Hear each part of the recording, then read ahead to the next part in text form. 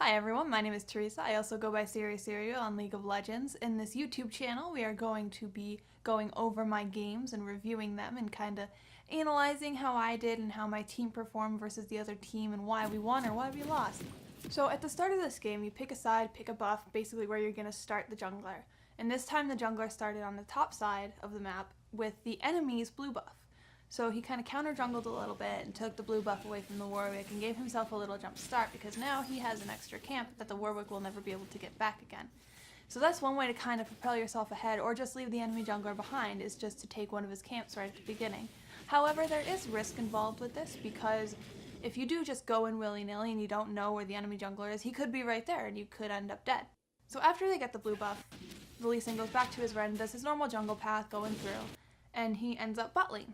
The bottom lanes are Miss Fortune and Soraka, which is my team, versus Jinx and Lux. Now Lux is not normally a support type character. She's normally played solo in the mid lane because her kit is very powerful. However, it also has aspects of it that can be supporty. She has AoE damage, she has a snare, and she has a shield. So she uses those things to help her laning phase and to help her laner kind of get ahead too. However, that didn't quite work for her. The Lux she did a lot of poking, she did a lot of damage on the bot lane, she was very hard to play against. It was a very good matchup for her and to us.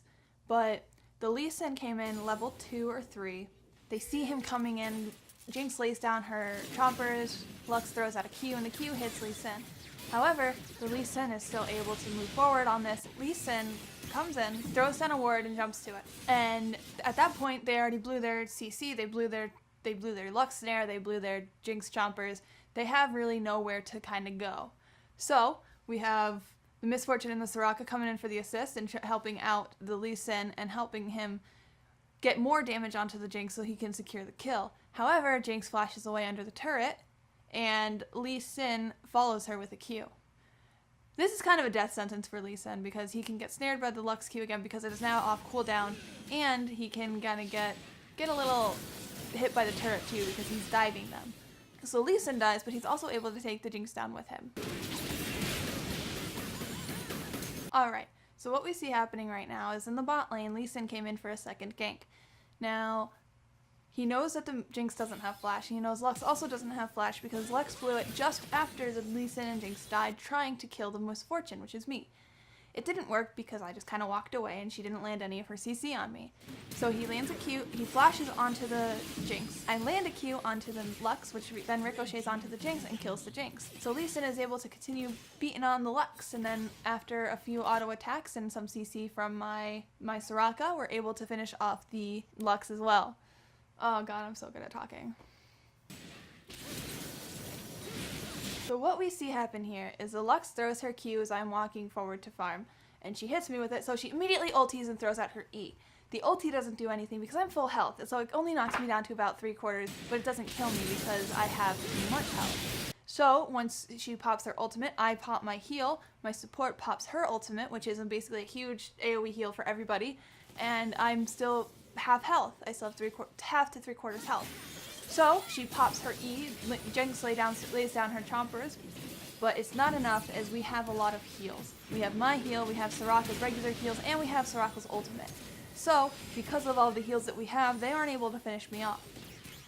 The Lee Sin also comes in to help secure blood on Jinx, and we end up getting a lot of damage on their tower because of this trade that we made for them.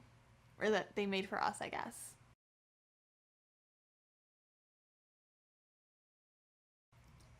Right now in the mid lane, we see the supports, some of the laners have rotated up and are trying to get some more pressure on the mid lane so that somebody, somewhere, can get a turret.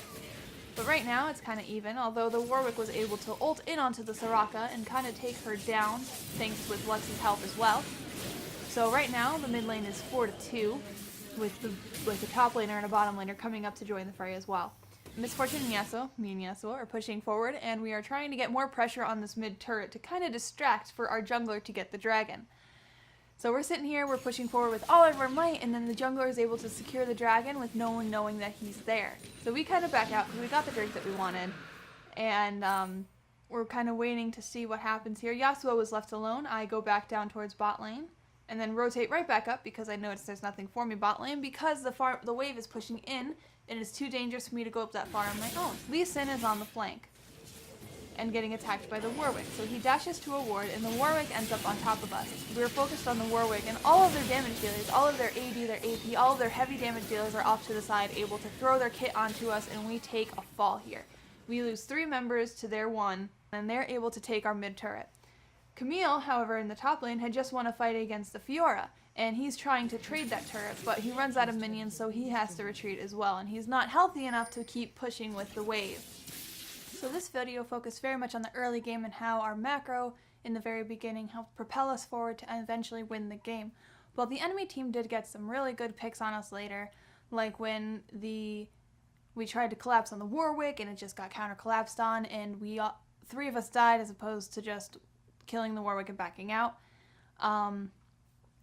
They had some really good picks on us. The Warwick was one of their strong suits, but he couldn't propel them forward enough in order for them to continue to try and turn around the game and take it back on us.